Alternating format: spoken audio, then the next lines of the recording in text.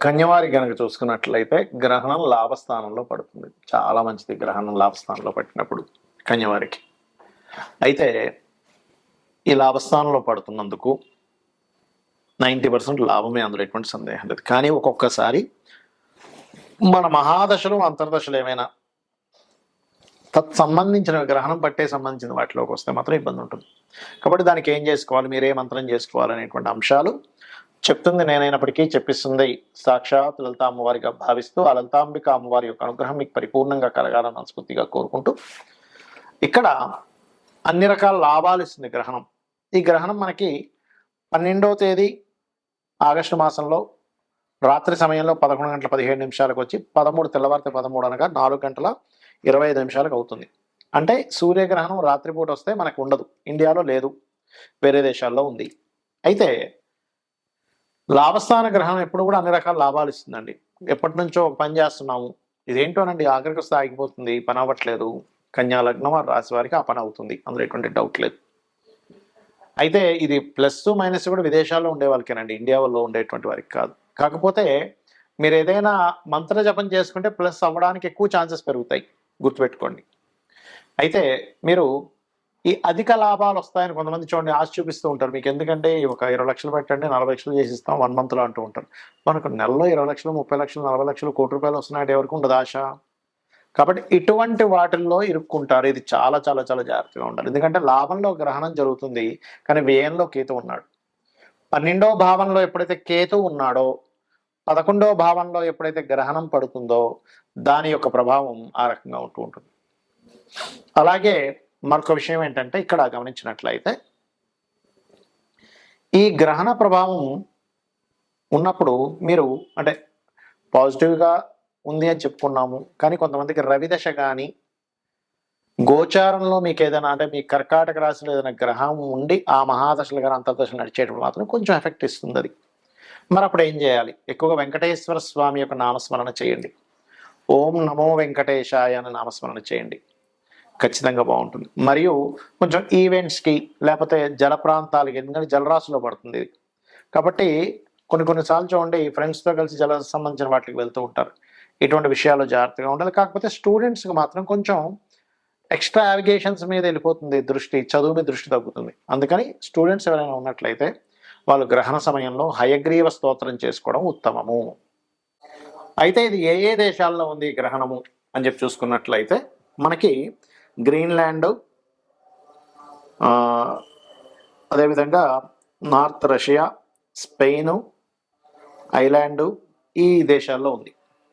ఎందుకంటే ఎప్పుడైనా సరే మనకి సూర్యగ్రహణం ఉందా లేదా చంద్రగ్రహణం ఉందా లేదా ఎలా చెప్తాము అంటే ఇది చూడండి, మన ఇండియాలో రాత్రి సమయం అది అంటే 11:17 నుంచి తెల్లవారుజాము 4:25 వరకు, అప్పుడు మనకి సూర్యుడే కనబడదు కదా, కాబట్టి సూర్యగ్రహణం మనకి లేదు. ఈ దేశాల్లో ఎవరైతే నివసిస్తున్నారో వాళ్ళకు ఉంది. ఇండియన్స్ అయినా అక్కడికి వెళ్ళి నివసిస్తున్నట్లయితే వాళ్ళకు ఉంటుంది. అయితే ఈ గ్రహణ ప్రభావం ఏ రాశులకి ఎక్కువగా ఉంటుంది అని చెప్పి చూసుకుంటే కర్కాటకం, ఎందుకంటే ఆశ్లేష నక్షత్రంలో గ్రహణం కదా పడుతుంది. ఆశ్లేష, జ్యేష్ఠ, రేవతి నక్షత్రం వారు జాగ్రత్తగా ఉండాలి. మరియు కర్కాటకము, వృశ్చికము, అదేవిధంగా మీనము. కర్కాటకానికి ముందు వెనక రాశులు అంటే మిథునము, సింహరాశి వారు కూడా కించిత్ జాగ్రత్త వహించాలి, గుర్తుపెట్టుకోండి. అయితే కొన్నిసార్లు గ్రహణ ప్రభావం కొన్ని రాసుల వారికి మంచి కూడా చేస్తుంది. ఎంతసేపు గ్రహణం బ్యాడ్ అనుకోకండి. అసలు గ్రహణము అంటే భయపెట్టేదో కాదు, గుర్తుపెట్టుకోండి.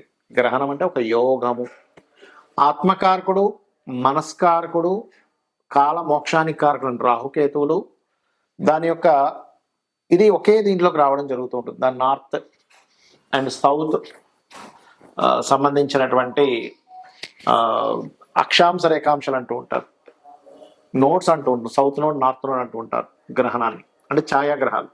అలా వచ్చినప్పుడు మనం చేసే మంత్రం ఏదైతే ఉంటుందో అది మనం నిత్యము చేసే రోజు కంటే కూడా ఆ రోజు 1000 రెట్లు ఫలితం ఎక్కువగా ఉంటుంది.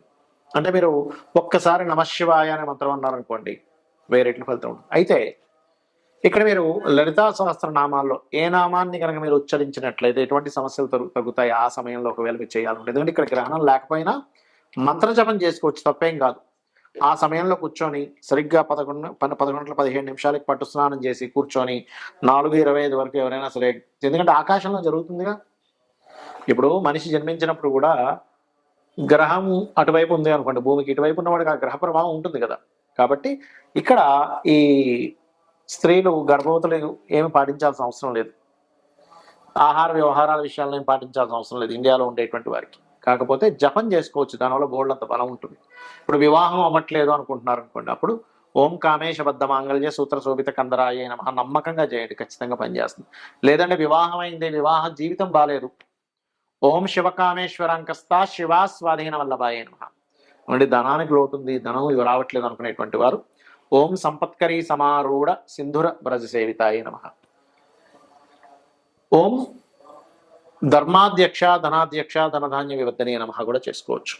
అలా కాదు, అప్పులు ఉన్నాయి, ఇవాళ రేపు మనం చూసుకుంటే అప్పులు ఎక్కువగా ఉంటున్నాయి జనాలకి, అలాంటప్పుడు ఓం అపర్ణాయై నమః అనే మంత్రం చేసుకోవచ్చు.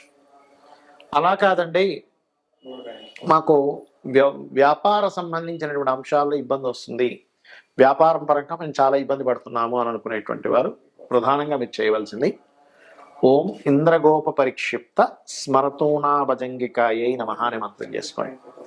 ఇలా మీరు కనుక చేసుకున్నట్లయితే ఖచ్చితంగా మీకు బాగుంటుంది, అందులో ఎటువంటి సందేహం లేదు. అయితే ఎప్పుడు కూడా గ్రహణాన్ని అమ్మో గ్రహణం వస్తుంది అని భయపడ్డం కాదు, అదొక యోగంగా చెప్పారు మనకు శాస్త్రాల్లో. కాబట్టి ఆ అద్భుతమైన యోగం, ఎందుకంటే ఒక మంత్ర జపం ఏదైతే ఉంటుందో ఆ మంత్ర జపము చేయడం ద్వారా మన పూర్వజన్మ కర్మ తగ్గుతుంది.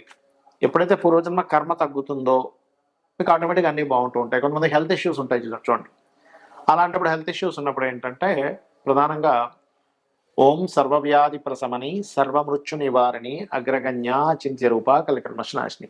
ఇప్పుడు నేను ఒక్కొక్క రాశికి ఒక్కొక్కటి చెప్పుకుంటూ వచ్చాను. ఆ రాశి వారు ముఖ్యంగా గ్రహణం రోజు నుంచి 41 రోజులు ఆ యొక్క విషయాల్లో జాగ్రత్తగా ఉండాలి. 41 రోజులు లేదా ఒక్కరోజు కాదు.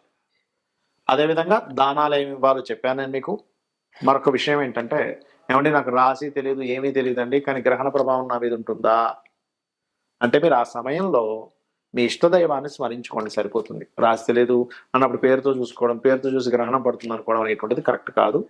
మీ జన్మ వివరాలు సరిగ్గా ఉంటే అప్పుడు మాత్రమే మీ గ్రహణం లగ్నం నుంచి కానీ రాశి నుంచి కానీ ఎక్కడ పడుతుంది, దానివల్ల కలిగే ఫలితాలు ఏమిటనేటువంటి చూసుకోవాలి, గుర్తుపెట్టుకోండి. అలాగే ఇంకొక విషయం ఏంటంటే, గ్రహణ సమయంలో ఎవరికైనా కానీ సన్ కనుక వీక్గా ఉన్నాడు అంటే ఆత్మకారకుడు వీక్గా ఉండి వాళ్ళకి కొన్నిసార్లు పిశాచ యోగాలు అంటారు. అంటే చూడండి, కొన్నిసార్లు నిర్మానుషమైన ప్రదేశాలు వెళ్ళినప్పుడు వాళ్ళు భయపడతారు, లేకపోతే ఏదైనా రోడ్డు మీద వేసినటువంటి నిమ్మకాయలు పసుపు కుంకుమ లాంటివి తొక్కడం జరుగుతుంది, లేకపోతే మిట్ట మధ్యాహ్నం కూడా వెళ్ళకూడదని చెప్తూ ఉంటారు కొన్ని శాస్త్రంలో. అంటే సరిగ్గా 12 గంటలు బయలుదేరకరా బయటికి వెళ్ళకరా అంటూ ఉంటారు. లేదా సరిగ్గా అర్ధరాత్రినప్పుడు చీకటిగా ఉన్నప్పుడు అమావాస్య సమయాల్లో, ఎందుకంటే ఇది అమావాస్య. ఈ అమావాస్య నాడు మన ఇండియాలో అయినా ఫారిన్ కంట్రీస్లో అయినా ఈ గ్రహణం కరెక్ట్గా మనకు అర్ధరాత్రి సమయంలో 11:15 నుంచి 4:25 మధ్యలో పడుతుంది. కాబట్టి దయచేసి బయట నిర్మానుషమైన ప్రదేశాలకు వెళ్ళకండి. ఇక్కడ కొన్ని నెగటివ్ ఎనర్జీస్కి శక్తి పెరుగుతుంది, దాని ద్వారా మీరు అనవసరంగా ఇబ్బంది పడతారు. శ్రీమాత్రే నమః.